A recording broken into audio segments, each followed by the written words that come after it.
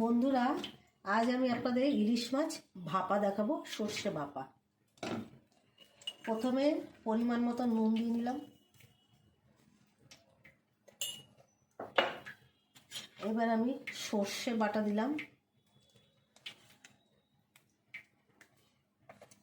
এবার একটু বাটা লঙ্কা দিলাম।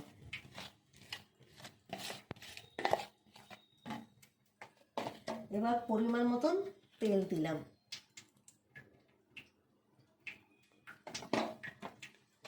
এবার তেল দিয়ে আমি এবার মেখে নিচ্ছি। হ্যাঁ বন্ধুরা, দেখুন আমি সর্ষে, হলুদ, নুন, লঙ্কা বাটা দিয়ে মেখে, কাঁচা সর্ষের তেল, একটু হালকা একটু চিনি, সব পরিমাণ মতন দিয়ে মেখে বসিয়ে দিয়েছি। সর্ষে ইলিশ ভাপাটা হয়ে গেছে। এবার আমি একটু হালকা একটু কাঁচা তেল দিয়ে নামাবো।